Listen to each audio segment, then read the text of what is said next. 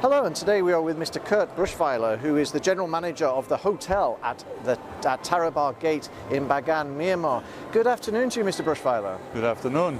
Now here we are, we're at the ASEAN Tourism Forum 2015. How is the show going for you so far? Excellent, great. Now, Bagan, a lot of people know it because of the stupas that are there, but could you tell us a little bit more about that, about Bagan as a destination? Why should people visit Bagan? Well, Bagan, being there already over 1,000 years, it's still very natural. It's very unspoiled. We have 4,000 temples and pagodas, but on the other hand, the villages and especially agriculture is very much as it used to be a couple of hundred years ago. So you still see bullock carts, horse carts and everything. In terms of the infrastructure in Bagan, how would you recommend people get to Bagan from at the moment? Well, you have different ways to come to Bagan, either by air. You can come by boat from Mandalay, which is also quite popular. It takes roughly a day. Or you can come by car. From Yangon, how long would it roughly take by car, for example? From Yangon to Bagan, it will take around 9 hours. And by plane? By plane, 1 hour and 10. Choice is easy, really. Now, in terms of your hotel, where is it located and what does it offer in comparison to other properties? The hotel at Tharabar Gate is located in Old Bagan, 5 minutes walk from Ananda Temple. We've been there for the last 12 years. We have 84 rooms, 4 of it are suites and 80 deluxe. How do the two differ in terms of the suite and the deluxe rooms? Well, deluxe room is 36 square meters and the suite is around 72 square meters. It is also a nice sun deck, and the suites, they have a view on a private pagoda just behind the wall. Oh, very nice. And in terms of the let's say the rates that you're looking for, where do you categorize yourself in terms of room rates, average room rates? We're looking ourselves to be a 4.5-star hotel. And what would that give you in terms of the room rates for the high season and low season, for example? Well, in the low season, we drop our rates by around 50% compared to high season. And in high season, what would the rate be, roughly? Well, our rack rate currently is around $270. Okay. In terms of technology within the hotel, obviously nowadays a lot of hotels are offering complimentary internet. The internet speeds here in Naypyidaw are incredibly fast. What do you offer your hotel in terms of technology? Well, we're offering Wi-Fi. However, it's a little bit spotty because the infrastructure is not yet there. There is only one single server in whole Bagan. Even we have a fiber optic cable to the server, but what is coming in is not that high. Now, in terms of the guests, where are your guests coming from? Okay, our biggest arrival currently is from America, and as a single country. However, majority would be Europeans, and this year we're looking at quite a lot of people coming from South America. Now, these are all long-haul destinations that you're mentioning, and you're not the first of my interviews to talk about long-haul. I'm very surprised more people, especially with Bagan being having such Buddhist history, that you are not attracting more people from within the region, whether they be Thais or possibly expats in Singapore, Hong Kong and what have you. Why do you feel that you're attracting more of the long-haul market than you are the regional market? Perhaps it has to do with the logistic. Asian people tend to go for short holidays, 3-4 days, 5 days, but it takes from Singapore to Bagan, it takes nearly a whole day. So people would rather stay in Mandalay or in Yangon only. One thing that airlines such as AirAsia, Thai AirAsia and other airlines have shown us is the fact that they are very open to opening new routes and making them work. Do you feel that there is sufficient demand for Bagan, or there could be sufficient demand if more airlines were to fly direct into Bagan rather than people having to fly via Yangon? Definitely there would be a high demand.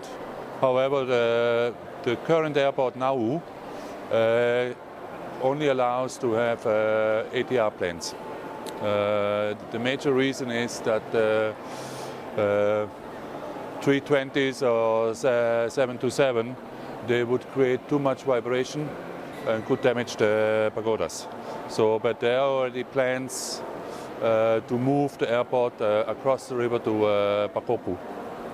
But of course, moving airports, this takes quite a long time. It's a big It's project. not only that, but that means currently Nauru Airport is in the center of Bagan. It takes around 10 to 15 minutes to the hotels.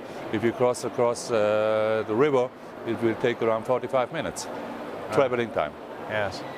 In terms of that, do the hotels, is there an association where you and the other hotels get together and talk to the airport, talk to the airlines and see who could... Yes, we're trying to convey also with the ministries, etc. But I don't think so. We have a very strong saying. Now, you're an independent hotel. You haven't got the luxury of an enormous chain behind you. What do you do to promote A, Bagan, and B, your own property? Well, we're going out to travel forums. We went last year to Japan for the first meeting at the Myanmar Travel Association. We are part here, so obviously we're trying to promote more. We do online promotions. We're promoting through fan trips, etc.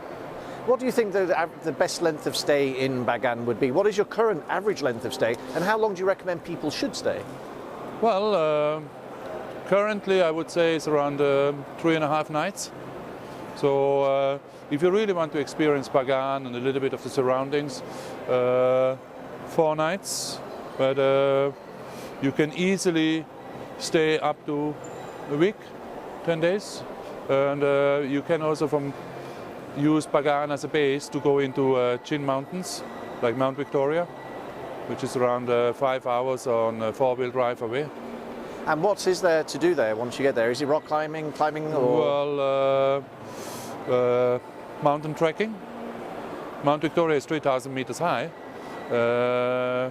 You will see unspoiled villages, Chin ladies with tattoo on their cheeks. Some areas they will never have seen a white man. It's a national park, natural fauna and flora, wild orchids, wild rhododendrons. Even you may encounter some wild beef, some gawas. Myanmar is very much at the beginning of its development, major international tourism development. It has the opportunity to learn from its neighbours like Thailand, even some of the other neighbours which are more developed, such as Vietnam, in terms of tourism, as Vietnam and others. What do you think Myanmar, especially Bagan where you're based, should have learned from these developments, and what should they not do? Okay, definitely we have to be very environmental focus. We have to look at sustainability, and what we're having now a problem is definitely manpower development, which hasn't seen the end of it yet. Okay.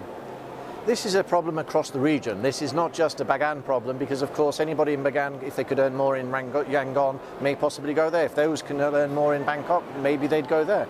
This is a problem throughout. What do you as a hotel do to address this? Okay, but what we're doing, we have our in-house training program where we encourage young people to come into the hotel line, invest maybe 6 months of their time to get a basic knowledge about anything in the hotel line, and then further this and hopefully stay in the hotel line and become a dedicated employee. In terms of adopting schools or working with school children to encourage the education of the English language as well, is this something that you're doing as well? Our hotel and some of our owners, they created a Tharabar education network. They're supporting schools in the region, building schools, donating material. And last year we had a workshop for 1 week for junior management or supervisory level.